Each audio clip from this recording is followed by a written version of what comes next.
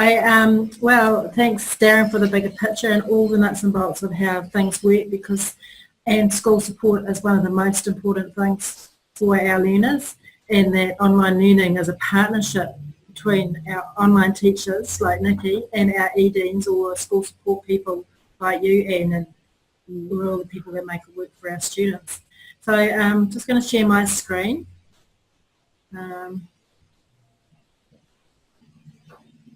And just start by introducing myself. Ko taranaki te maunga, ko Hati te awa, ko whakaaharangi te kainga, ko rangatani te waka, ko Roberts te iwi, ko Rachel Wally ahau. Nō reira, tēnā koutou katoa. So I come from Taranaki, but I live in the Bay of Plenty with my husband Rick in Masha, and there's some pictures of our grandchildren. And I've been leading online learning in the VLN primary since 2009 when we first started up. And before that I was a principal of Taranaki secondary school. So I've been involved in the secondary e-learning stuff as well. So I know Anne from a very long time ago when we shared students together. So e-learning and online learning is really important for me.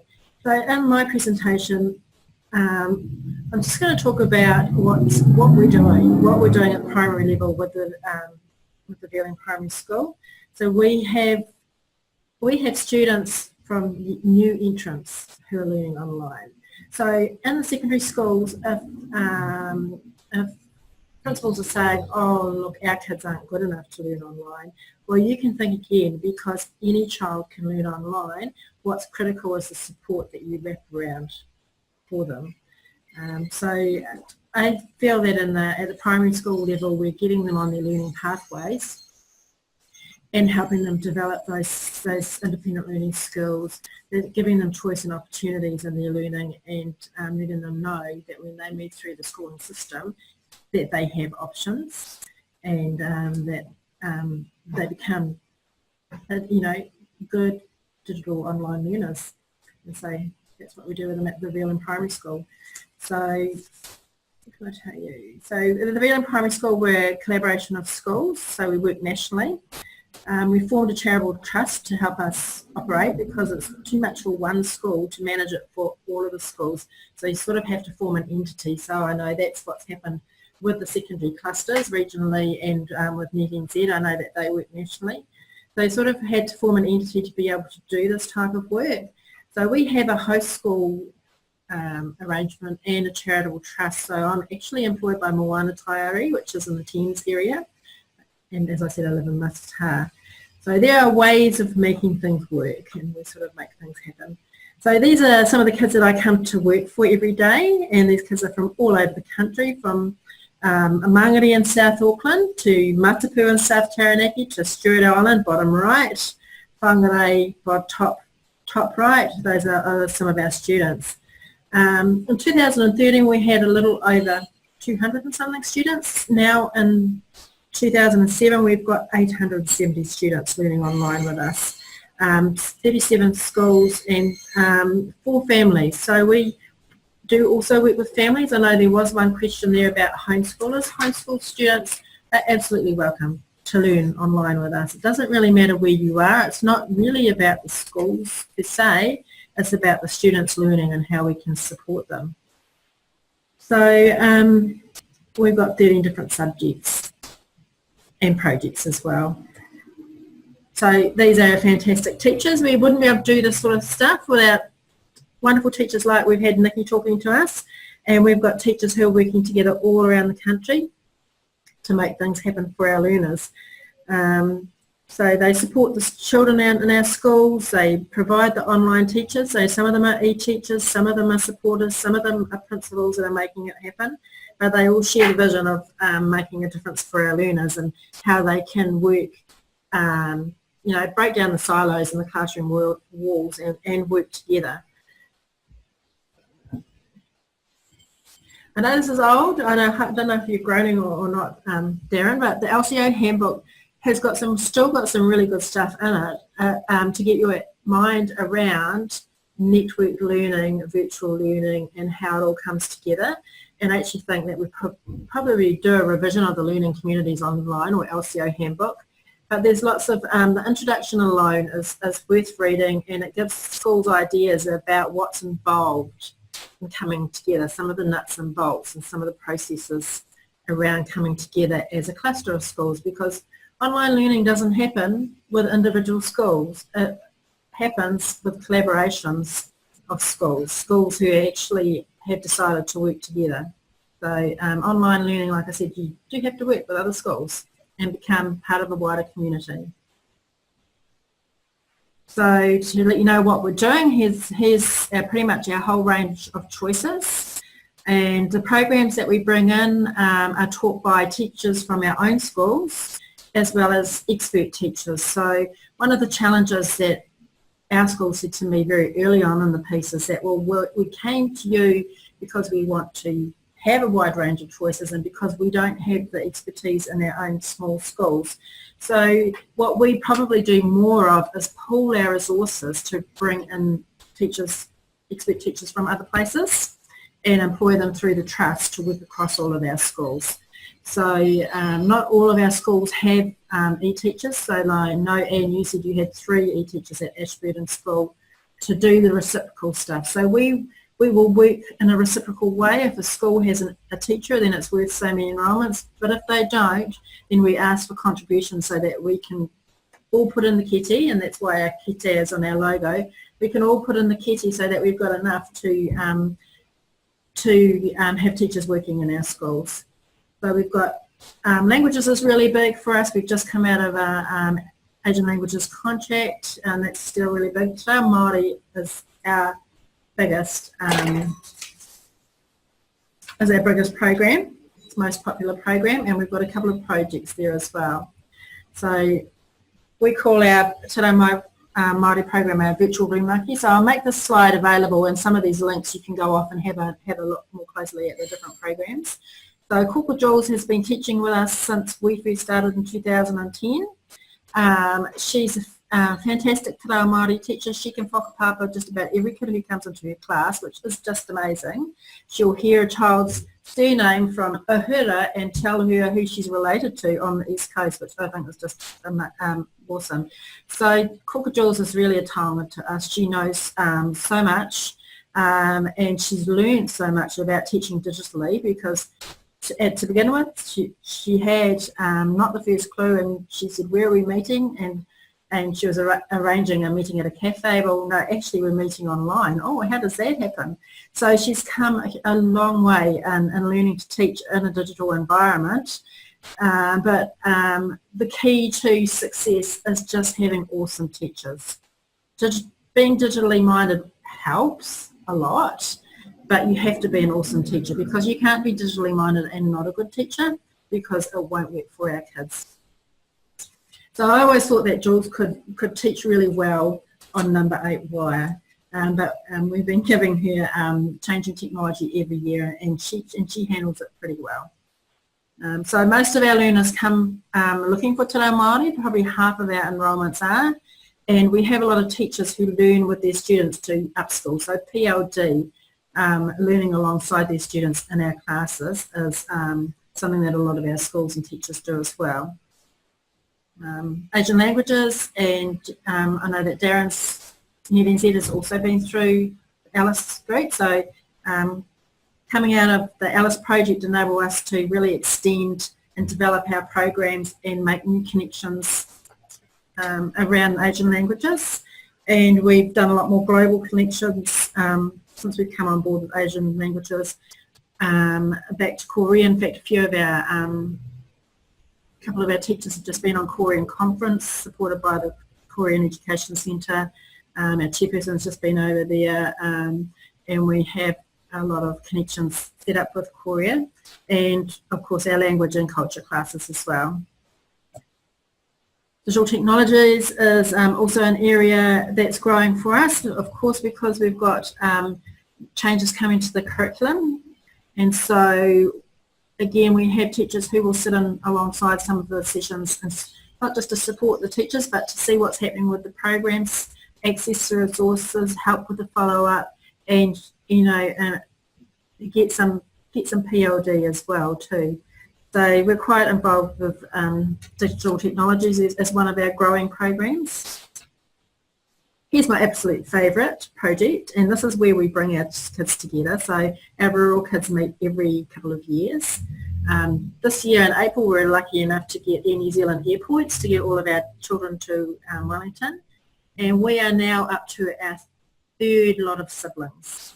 So basically this has become a culture in our school, and our children expect to be able to come into these classes. Children stay in their school, so instead of going off to intermediate in town or to another, off early to boarding school, they'll stay in their school so that they can be participating in this Year 7 and 8 project. And it was all about helping those kids make connections. And I know what you said, Anne, about children really get a measure of themselves as a learner in this situation, so much so for these students because they don't have a wide cohort of students in their school, and so when they get together with children like themselves from other places and they're learning together, then they can really get to a measure of themselves, and it's so useful to them before they leave their communities, and all of them do have to leave their communities to go to high school. It puts them in really good stead for that. So those are our Rural Kids project, a special project organised just by the principals. They do the teaching. Rosmini College, so you may have had some connections with Rosmini Ashburton as well, because I know that the Filipino students at Rosmini have connections with the Filipino students at Ashburton with their virtual Miranda. So Rosmini do a lot of Tuakana Taina sessions with our students. Originally it started with health lessons. They'd have like 15-minute presentations sharing of what the older students were learning with the younger students, and now it's extended into facilitated global connections like I talked about hooking into the students in Korea, and also some of the senior students at Rosmini are actually teaching our younger students in a more formal way. So we have Tagalog classes where the Year 13 Filipino students at Rosmini have a program that they use our learning languages progression, and they have actually a program of learning that they put in place for our younger students. So you've talked about all these benefits. I don't know if there's anything really different there. Like you said, Darren, it's not just about the curriculum. They're learning a whole lot of life skills, digital skills, key competencies are huge. So that therefore it's not just about choices for curriculum in small schools, it's about personalised learning for any child in any school. And for those children who don't get the opportunity to sort of go beyond the walls of their community, it really helps them prepare for whatever their next big step is. For some of them, that access to the curriculum is important. I talked about having new entrants. Well, our new entrants are children who've come from a kohanga and into a mainstream school, and so they come into our Te Reo Māori class so that they can maintain the te reo every week. And we're up to sibling number 3 in that family as well too, with again more new entrants coming through. So lots of opportunities there. And it changes the way things work in school when you're really coming fully on board. Students have more agency in how they learn, who they learn, what they want to learn. They have choices, and it's not for everybody. So I know you said Nikki, you had kids that would drop out. That's fine because it's not for them. And we soon find out who those children are pretty quickly. But to be honest, I looked at our statistics this year from all of the children who had enrolled to all of the children who were still there at the end of the year. And we had a 90%, it was 90% who were regularly attending. And when I looked at the thing on the paper today, about 67% attendance rate in New Zealand schools, I thought, well, we're actually doing really well. We're well above the national average.